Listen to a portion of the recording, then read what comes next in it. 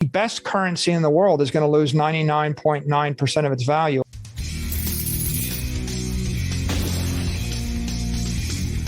The average person spending an hour or 2 hours says, Bitcoin, this crypto stuff, it's all just speculation. But, and even when I say this is digital energy, well, I don't know, 2/3 of the people in the crypto industry for the last decade, they don't understand what I'm saying. So there are people that have been in the crypto industry for a decade that have master's degrees in computer science, and they think that they're very informed. And they don't even understand what I'm saying. And they've got such a strong bias toward their point of view that they're unwilling to accept a new idea and even stop and think about it for a bit. So I don't think it's limited to non-technologists. I think non-technologists would look and you would say, okay, well, what is Bitcoin? Bitcoin is digital money. What is money? You remember you guys sat through 20 hours of my lectures on what is money? Okay, I'm going to tell you a secret. I didn't know what money was when Robert Breedlove asked me to go and do the podcast. He said, come on my show called What is Money?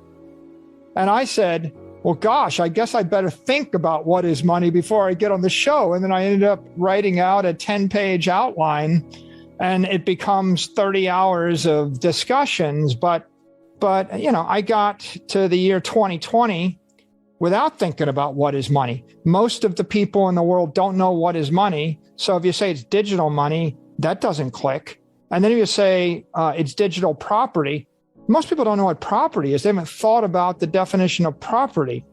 You got to think of money as a currency component and a property component. And the currency is the medium of exchange that you're going to use to pay your day-to-day bills. And that's a government monopoly. Every place there's a nation state, they're going to control the currency. And then the property is your long-term store of value, right? Whether it's your ranch or it's your collectibles or whether it's your company stock or whether it's Bitcoin.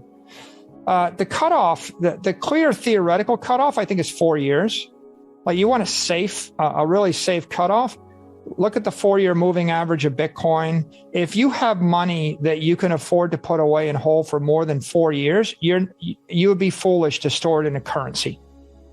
Like even the strongest currency world, the dollar is the strongest currency in the world, but you would be foolish to store money for more than 4 years in the dollar. So I think that you look out and you say, well, stuff I've got that I want to hold for 4 to 40 years, I have to put in a property portfolio. And we're just going to debate whether you should buy a building, buy a company, buy a Bitcoin, buy a bunch of, art, right? That's another story. For less than 4 years, maybe you want a currency. I would think that, I would normally keep currency for 1 to 2 years, conservative 2 years. 2 to 4 years is being almost too conservative, but you want to be really conservative. You could keep 4 years of cash.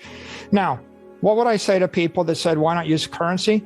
Well, first I would say, if you live in Lebanon or Turkey or Argentina or Venezuela or anywhere in Africa or most places in Asia, you don't have the option to use the dollar. And so it's the wrong comparison. It's not a comparison of Bitcoin versus the dollar for the next 4 years. It's a comparison of Bitcoin versus the Turkish lira or Bitcoin versus the Venezuelan bolivar. The formal bank rate is 127 pesos to the dollar. The actual rate is 270. What's the difference? The difference is the bank won't sell you the dollars. That's why it's cheap, right? So Bitcoin is an option for anybody in the world that lives in a nation where they can't trust the bank or they can't trust the local currency. And that's the killer app for them. In that case, this is common sense, right? If I told you the currency was going to collapse in a month and you lived in Venezuela, you would keep 3 days worth of cash in the bolivar.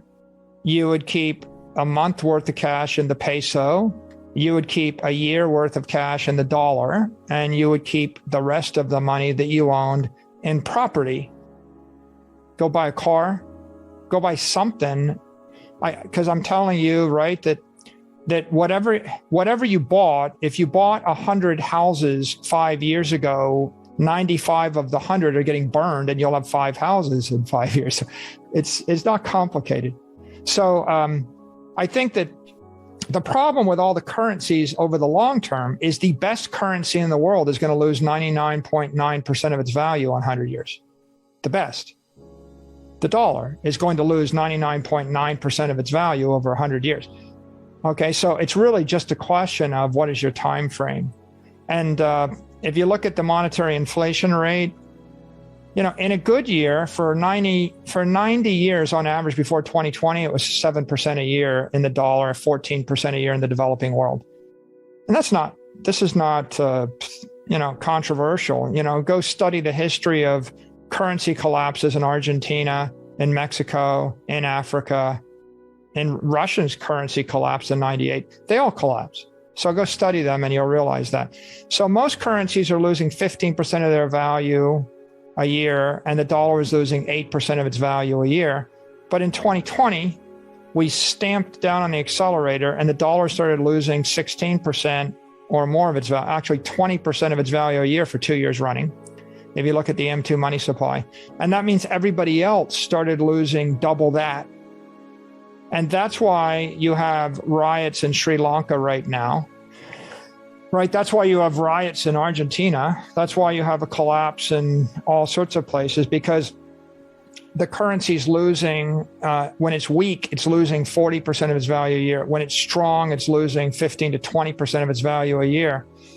And the only reason that you're not panicked in the US is because the CPI is manipulated to create the lowest possible inflation number. Look, the issue with ETH is, if you want a decentralized network, you have to actually install a protocol, and it has to run unmolested, unmodified for 5 to 10 years before you can conclude that it is decentralized and censorship resistant. And ETH hasn't even got there yet.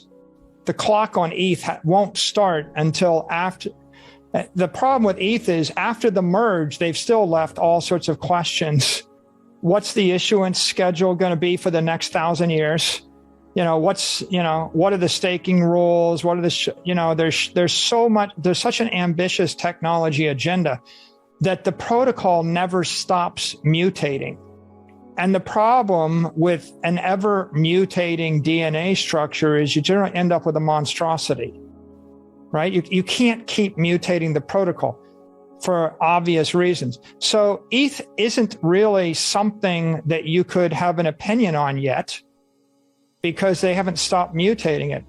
If I had to have an opinion on what I see in front of me, what you see is this is something that was sold as an ICO to the public. The ETH Foundation, Ethereum Foundation controls it. It's an investment contract, right? It's been hard forked multiple times, and the hard forks aren't just hard forks to fix a fatal bug. They're hard forks that change the underlying monetary protocol. And the protocol keeps materially changing.